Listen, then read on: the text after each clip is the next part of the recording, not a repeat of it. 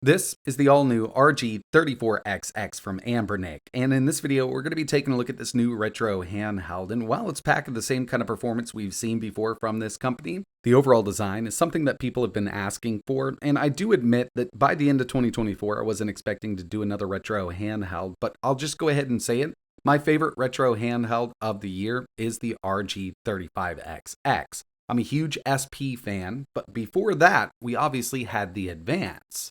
And I think with this one, they've done an amazing job recreating that look and feel. Now, with the Advance, obviously, we could play Game Boy games and Advance games, but the RG34XX is packing a lot more power than the original Advance ever had because this is using the all-winner H700. It's a quad-core ARM CPU, and we've seen this before in a lot of their other XX devices they've released this year. And by the way, I believe this is going to be their 12th release of 2024. I could be wrong. It might be the 13th. But either way you look at it, we've got a lot of retro handhelds on the market. And some of my favorite are the ones that are super pocketable. Of course, it would be nice to be able to run, higher-end emulators on something like this. Let's say PS2, GameCube, and they've released some more powerful devices this year.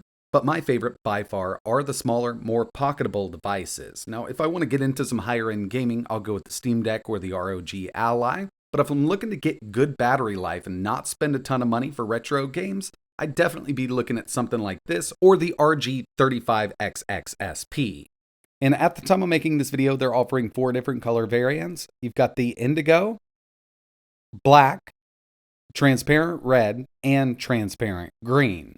And as of this video going live, it should be for sale over on their website. Retail is $69.99, but if you get in early, you can get that $6 discount, bringing it down to $64. When it comes to I/O on the RG34XX, up top here, we've got USB Type-C and mini HDMI, plus dual micro SD card slots. Down here at the bottom, we've got our power button, and a really interesting thing they added was over here on the lower right-hand side, there's a 3.5mm audio jack, but we've also got a dial switch. It's a spring-loaded switch that's set up for volume control. It's just kind of cool to have something like this, and it does work as intended. And of course, this year, we've seen a lot of these RGXX devices. This isn't much different except for the overall design and a few key features here. It's powered by the all-winner H700, so we've got that quad-core Cortex A53 CPU up to 1.5 GHz. The GPU is that Mali G31 MP2, and we've got 1 gig of LPDDR4 with this unit. But the screen with this is a bit different from the others because we've got a 3.4-inch IPS with a resolution of 720 by 480. It's fully laminated, looks really good, and I think they've done a great job with their screens in these devices this year.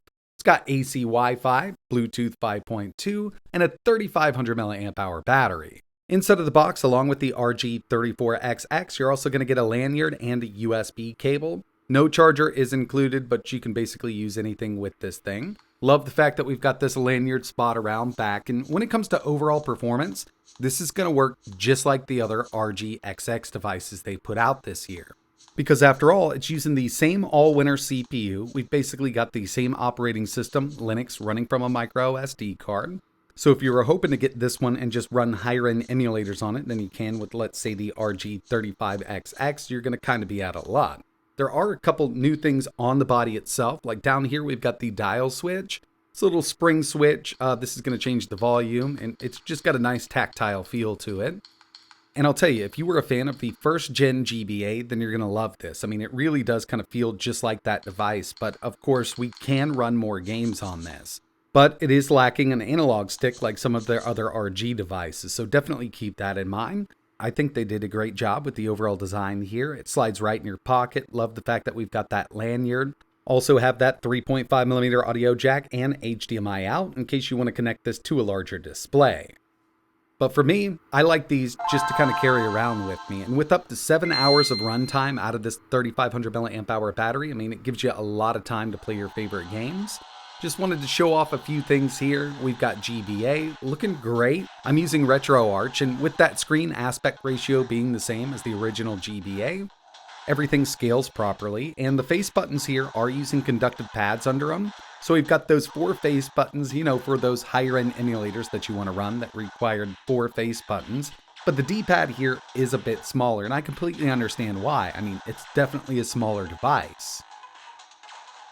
Here's some PlayStation 1, and with that H700, I haven't run into any issues with PlayStation. And you might notice here, we do have some bezels on the side. That just kind of allows it to scale properly with this aspect ratio. And with this, I'm also using RetroArch. So for a lot of this stuff, I just go with RetroArch, but if you wanted to do some standalone, they are included with the operating system. And I've actually been having a really good time with PS1 on this device, doing some Tekken 3, some Castlevania, and one of my favorite racing games, Colin McRae Dirt Rally 2. And yeah, I mean, this little IPS does look pretty good with these PS1 games.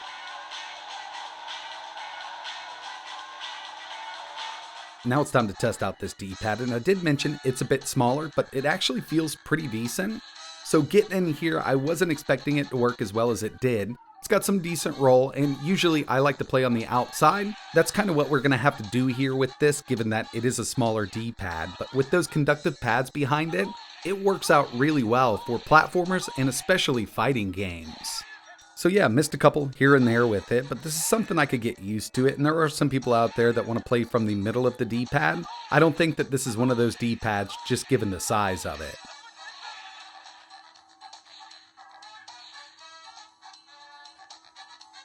Is the new RG34XX worth picking up? Well, I mean, if you like the form factor, yeah, it's a decent retro handheld, but you gotta understand what you're getting here. With that H700, not gonna run that super high-end stuff, you could definitely get some N64 and a few PSP games out of the way on this. Dreamcast, Thomas Wave seems to run pretty decently on this chipset.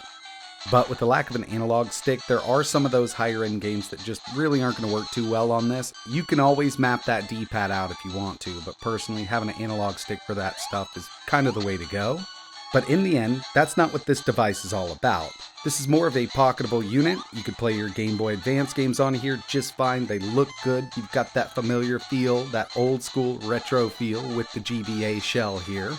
And overall, I really like this device, but there's really nothing new here compared to the other XX devices they've released this year. So if you've already picked one of those up, I mean, you're not going to get any more performance out of this. Now it really comes down to the form factor, button layout, and look and feel. So yeah, I mean, if you're looking for that GBA feel here, the OG GBA, this is going to be an awesome choice for you. If it was up to me and I had to choose between the SP and this one, I'd probably still go with that SP because that's the one I really grew up with. I love that clamshell design, fold it right up, throw it in your pocket. But if that one never existed, this is the next one I would go to for sure. I just love these designs here. But in the end, it's always up to you. Everybody's got their own personal preference. And if you want to learn a little more, I will leave links in the description. But keep in mind, I mean, if you've already got one of those XX devices, you're not going to be missing out on any performance. It really just comes down to the look and feel. But that's going to wrap it up for this video. And like always, thanks for watching.